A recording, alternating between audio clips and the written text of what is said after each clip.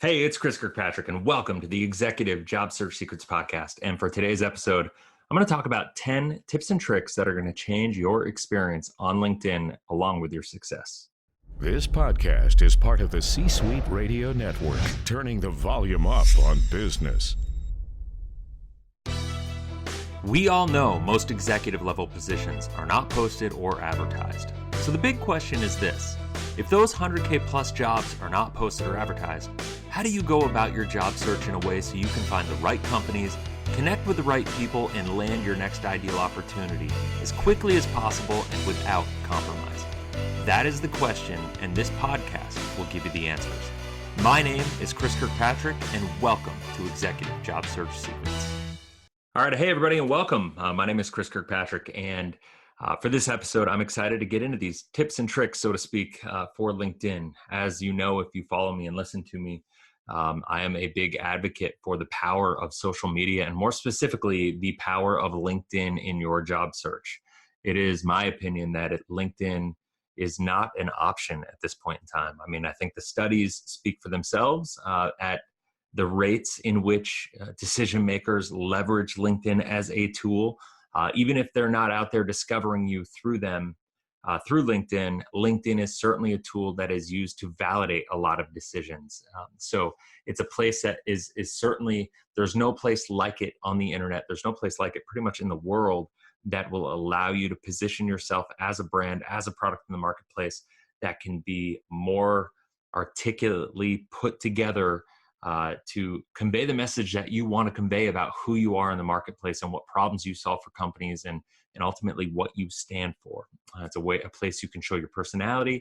It's a place that you can do all sorts of stuff. So I'm going to get into this and kind of go from there. And that's actually a good lead in, because my first tip for LinkedIn is you do you. I got inspired by this. There's a casino that's local to me here in Arizona, and the Wild Horse Pass, and their slogan is "You do you." Now, we're talking about a completely different thing here, obviously, but what I mean by this is the goal on LinkedIn isn't to get everybody to love you. The bottom line is you're never going to have everybody love you. You're not here to please everybody. You're just here to get the people who do love you to check out your content, to give them value, to appease them. The whole purpose of social media is, to have a platform where you can highlight your brand, where you can show the value you bring to the table. The key thing here in you do you is you need to be authentic. You need to make sure that what you're doing is authentic to you, that you're being real, that you're talking about things that you're passionate about, and that you're not worried about offending people. Of course, you don't want to go too far. You don't want to, there obviously are lines to be drawn here, but don't worry about maybe turning some people off. You need to stand for something. One of my favorite statements in the job search industry is, if you stand for nothing, you'll get it every time. And it's so true. When you're going to get a job, you're not looking, to sell yourself to everybody. You're looking to find the right company that is the right fit for you, that you solve the right problems for, and you bring the right value to, right? And it's got to be the right match. And that's a big part of it. So social media, I think people get messed up on social media because we want to all portray these perfect lives, and we have this wall up of perfection. We don't want to let people through that veil, so to speak. But the bottom line is you need to be authentic, not too authentic, right? You don't want to be airing out your dirty laundry, so to speak. You want to be professional, but you do want to be authentic, and you want to be polarizing if that is your personality. If it's not, don't worry about it. Don't try to manufacture false polarization. You do you be authentic, you go out there and build your brand. And if you do that, you're going to be much more effective. So that said, number 2 on my list here is LinkedIn is not Facebook. And it's key to understand that is the case. You need to understand the differences between Facebook and LinkedIn and the utilization of them as a social media platform. I think a lot of people are naturally turned off to LinkedIn because they view it as a social media platform and don't realize the professional power behind it. But things like Facebook that you might put on Facebook, like personal rants, family photos, stuff of that nature, they're really not looked at so keenly on the LinkedIn platform. Sure, there are certain circumstances where they may be able to fit. But the rule of thumb here is to not try to make LinkedIn that personalized platform. Remember that it is your professional platform. I kind of always look at it this way. I'm always, in everything I do on LinkedIn, trying to add value to the people that are connected with me, or to people. If I create content of any level, I'm only doing it not with the idea of entertaining, even though it may be entertaining. It's not the purpose of it. The purpose of everything ever created on LinkedIn has to be value creation. So that is number 2. So number 3 is more, I'm going to call it a life hack than anything else. Stephen Covey, in his 7 Habits of Highly Effective People, actually wrote one of the first habits is seek first to understand, then be understood, right? And it's funny because I'm doing a book project with my daughter right now. She's going to be 8 years old here in a couple months. And I've done a lot of work with this kid named Caleb Maddox, and he's just an amazing, I think he just turned 18 years old, but I mean, he made $1 million when he was, I think, 14 years old or something like that, maybe 15 years old. But he's an international public speaker, does a lot of motivation, a lot of self-development for teenagers. He's made a huge impact across the world. He's such a great kid. And one of the things that made him that way, I was talking to his dad, and his dad was saying that one of the things he did was he had his son read books and do book reports on them. So rather than do all these other things, when he was 7, 8, 9 years old, he had him reading books and doing book reports. And so I've actually got my daughter reading right now Stephen Covey's 7 Habits of Happy Kids, right? And so it's really awesome that I'm having this conversation with my daughter, and she gets this idea of seek first to understand. And the reason I'm bringing that up is because, to me, this is one of the most important elements of your job search. If you take nothing else from anything I'm talking about, this idea of seek first to understand on LinkedIn and in person is going to be so important. Now, I think so many people understand this when we're talking to another individual. We've probably been taught this. We've just picked it up through our networking at networking events, that the best way to get somebody to ask you about you is to ask about them, right? It's like, hey, what do you do for work? Well, I do this. And their natural response is, well, what do you do for work, right? And that happens constantly.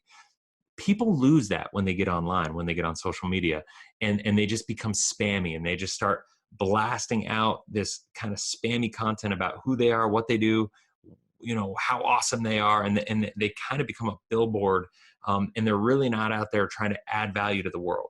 And that's why I've kind of stacked this in this way, is that if you first seek to understand them, with every contact that you make, with every person that you connect with, learn where people are at in their journey right now, where they're at in their business, in their life. Try to figure out what their challenges are. Ask great questions. I once heard that great questions invite revelation, and that's what you're looking for in your job search, is revelation. You're looking to, have the veil pulled back so you can find this right job, and ultimately that's what you're looking for. And I'm a big believer that you need to go into every interaction trying to add more value to that relationship than you're trying to pull out of it. And if you have that mindset where you seek first to understand and you want to add more value than you're going to take from that person, you're never going to go wrong. That's going to help build your brand. And ultimately, you're going to get more people wanting to help you than anything else. So even though that's number 3 on the list, I would say that's number 1 for your entire job search. The reason I'm putting it in here in LinkedIn once again is because people miss this ball. It is a big fat softball, slow pitch underhand coming right at you, yet people swing through it all the time and they miss it. And I don't know why, but it is what it is. So I'm done beating this horse for this podcast. I'm sure we're going to talk about it more in other podcast episodes, because it is something I see far too common. But that is that. Number 3, seek first to understand, add value, and go from there. The add value part was just a little bonus. So number 4, let's talk about content creation. So I'm a big fan of content creation. I know it's a little uncomfortable for people. It doesn't need to be your content. It could be content you create. It could be a post you make. It can be a quote of somebody else. It can be a video that you find that is entertaining that maybe you reposition. There are all sorts of different ways that you can take content and put it out there to people. Once again, always fall back on the idea that you want to add value to whatever you're doing on LinkedIn. It can't just be entertaining. You don't just want to, do videos of cute cats. Not I hate to use that cliche, but you know what I mean. On LinkedIn, that's not what you're going for. If you can, pivot any kind of video like that and come up with something about being teamwork related or leadership related or, something of that nature, awesome, do it. But the bottom line is the more unique you can make your content, the more polarizing your content can be, the more effective you're going to be, the more viral it's going to go, the more exposure you're going to get, and always go from there. So number 4B with that, I would say, and I'm just throwing this in there because it just hit me and it's not on my list, but when you do content that is unique, make sure that you're using hashtags that are going to connect to the right people, because that's going to expose you to a whole different group of people who are using hashtags, who follow certain hashtags. It'll get more brand exposure for you. And when they see that content, those people will be more likely to share your content, and then it will expose it to a far greater group of people. And then you go from there. So number 5 is quality over quantity. Now, a lot of people look at LinkedIn as something they have to do. And I would say to you, do not look at LinkedIn as something you have to do. Look at it as something that you get to do. Build it into your day. Make it something that you spend ample time on, but make sure that your mindset is in the right space and that you're actually excited to do it. When I say quality over quantity, I mean, don't just go through. A lot of people go through their feed and they just look for people where they can like, make likes on posts and try to make it look like they're engaging with their following or people they're connected with. And the reality is that's not really doing much for you. Yeah, maybe you'll get noticed every now and then, but the bottom line is, what I would say is, don't go through and try to make 5-10 likes with people. Go through your feed and look for 2 or 3 posts that really touch you, that really impact you, that you think you could give value back, or you could maybe be complimentary to the person who wrote it or shared it or whatever they did, whatever kind of content it is that they're sharing, and make a comment, be complimentary, give an opinion, add more value, continue the thought, do something of that nature in the comments. And that's where people are going to re-engage with you, because the goal isn't to just like for like's sake, right? Just because, I checked this off the list, I did my like, I've engaged with my audience, and now people are going to see that I like this and I'm going to get something back from that. Nothing could be further from the truth. You need to show that you are engaged with it, and the only way to show you're engaged with it isn't just click a like button. It's to give an opinion. It's to be a thought leader. It's to stand for something. It's to help continue a thought and build a relationship, because ultimately people hire the people they know, like, and trust, right? So the best way, even if you've never met some of these people, the best way to build trust with them in today's social media world is to give your opinion and give it consistently, and be consistent with what that opinion is. That will, once again, build your brand, right? So that's that. Number 5 is quality over quantity.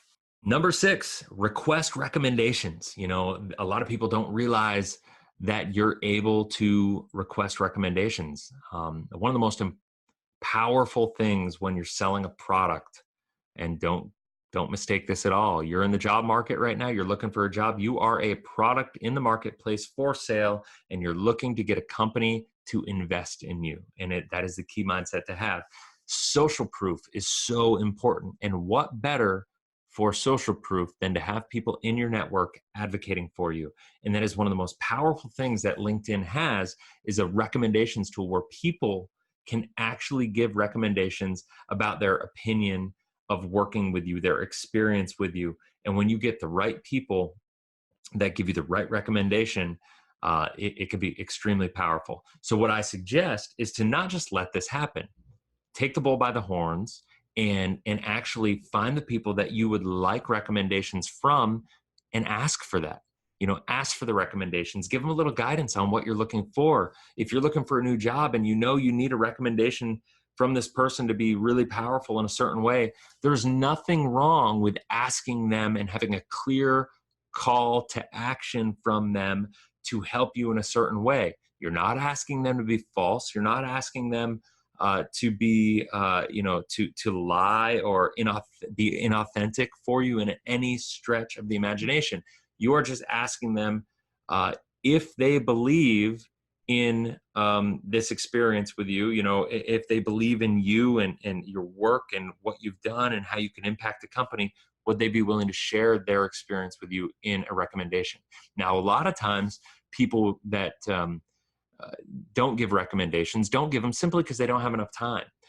So what I would suggest then is just to go to them and request a recommendation and say, listen, I know you're busy. I know it's hard. I actually took the time to write this recommendation on your behalf. If you are good with it, copy and paste it. If you want to edit it, go for it. And that's, I find that's a way to get over that hurdle. I know that could be a little awkward. And I also know that this is a little different, asking for help, asking for recommendations. Chances are you've climbed through the ranks. You're a successful person. You've done all you've done and had the success you've had for a lot of positive reasons. But the reality is, you're not used to asking for help. You're used to being the person that people come to for help. So this is a bit of a energy shift, a paradigm shift for you. And it could be potentially hard. And I get that, but I'm telling you, if you want to be able to have success and if you want to be able to build your brand, nothing is going to do it more impactfully and effectively than being willing to be a little bit vulnerable, ask for this kind of help, put yourself out there, and people are going to be excited to help. And in fact, what's going to happen, I think you're going to find a lot of times that what happens is when you ask somebody for a recommendation, that's a great way to kind of let them know, like, hey, I'm out there in the market, I'm looking. And if you've had work and a positive experience with all these people, that's a great way for, without asking them for help, for them to be like, whoa, okay, Chris, like if you're looking, I'd love to help you. Yeah, I'll write you that recommendation, but what else? What are you looking for? How else can I help? People are dying to help. Like nothing makes somebody feel more fulfilled in life than helping out another individual. And so don't lose sight of that, and don't let your ego get in the way. So number 7 is make sure that your banner is customized. People miss this all the time. It's a really simple one, but you have that space up there for a reason. Leverage it. It is your billboard. Make sure it speaks to who you are, what your brand is, what you do. Whether you have a product, whether you're in a certain industry, whether you are a salesperson that believes in a specific sales process, whatever you want your brand to be, leverage it, get creative with it, show your personality, whatever it looks like, put it up there. But the one caveat here is make sure that it's customized, but also make sure that the content on your banner is not blocked by your profile picture. Now, what I mean by that is on your desktop version of LinkedIn, your profile picture is on the left side of the screen. On the mobile version, your profile picture is in the middle. So you're going to want to make sure that when you put a banner up, that you view it and kind of test out what it looks like on mobile and desktop before going completely live. So that's a couple little tidbits to follow. Number 8 is change your connect button to being a follow button. Now, a lot of times, we all have that connect button. That's the default that everybody has. But let's face it, you're looking to be an executive, or you are an executive, and you want to be seen at a little bit of a different level than most people on LinkedIn, right? You want to be a thought leader. You want to be an expert. You want to be, you probably are all these things, but the bottom line is you want to be portrayed as them in your brand online, right? That's what you want it to communicate. And so what better way, rather than connecting with people, to have a button on there that allows people to follow you, right? That puts you in a different stratosphere of people when it comes to the social media thing. And I know that may not sound like a huge deal, but it really is when it comes to your LinkedIn profile to be effective. Now, I'm not going to get through all this on this podcast, but what I will say is I have a YouTube video about how to change the connect button to a follow button on LinkedIn. Go online, check it out. Go on YouTube, check it out, and all the instructions will be there to show you how to do it. Number 9 is write LinkedIn articles. If you want to be seen as an expert, if you want to be seen as a thought leader, if you want to be able to be polarizing, have an opinion, be an expert in your field, you need to create content that goes along with that. And what I find is, even though it's a bit uncomfortable for people sometimes to start, getting out of the gate and writing articles is one of the best ways that you can show your expertise, that you can show your opinion, that you could show your personality, and that you can get your content out there in the world. There's no better way for anybody that's looking to write a blog right now than to do an article with content that is shared throughout your network. And I'm telling you right now, even though it's uncomfortable, go out there, do it. You will not regret it. Publishing, be the category king for what you're doing. Like, you just go out there. The more you can publish, the more likely you're going to be discovered, the more likely that when people are cross-referencing your background after you talk to them or have an interview or whatever, they're going to look at your profile, and your profile is going to make the sales pitch for you. So remember, when you're out there, the more you can position yourself as the leader, as the expert, the more likely you are to get a job, but not just get a job, the more likely you are to elevate and increase your value in the marketplace, and so on and so forth. So that's number 9, write articles, publish. I know it's uncomfortable, just get after it. So tip number 10 is when you're connecting with people, a lot of people aren't aware that you can connect with people that you're not connected with through Messenger. The messaging feature, you can actually, if you're a premium member, you can message anybody, even if you're not a premium member, you can message anybody that you're in the same group with. So that's why you need to get in groups with people. That's why joining groups with people with your set of peers is important, because now you're going to be able to send them personalized messages. You're not going to have to pay for in-mails, which are not effective anyway for the most part. And you're not going to have to worry about if they accept your request or do anything of that nature. You could just send them a message and reach out, and a lot of people get their LinkedIn messages go right to their email inbox. So even if you don't have their email, if they're an executive at a company, if you send them a message because you're in a shared group with them, then it'll get through to them. The other thing people aren't aware of when it comes to sending messages is if another individual is a premium member and they have their share settings to open status, meaning they'll take connections from anybody and they'll take communication from anybody, you as a non-premium member can send a message to a premium member and they'll still get it. So that's just an added bonus.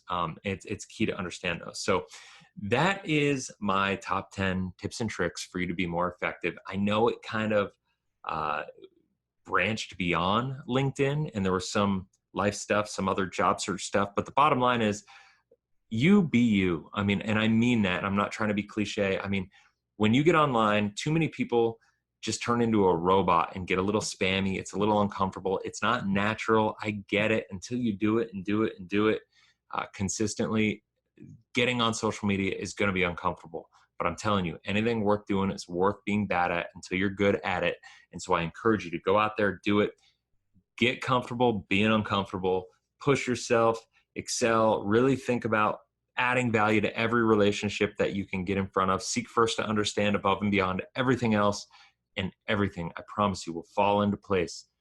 Be proactive, not reactive, and we'll go from there. So until next episode, I hope you go out there and crush it. Have a blessed, inspirational day. I'll talk to you on the next podcast. Are you tired of struggling with your job search? Are you having a hard time connecting with key decision makers, or struggling with knowing how to communicate your brand more effectively? Or maybe there's something else holding you back. Either way, our team is here to help and would love to give you a free 30-minute consult to hear about what you're doing, what you're looking for, and give you some advice on how to get there more effectively. All you have to do is go to www.careernextagency.com, and we'll talk to you soon. Like what you just heard? Visit c-suiteradio.com. C-Suite Radio, turning the volume up on business.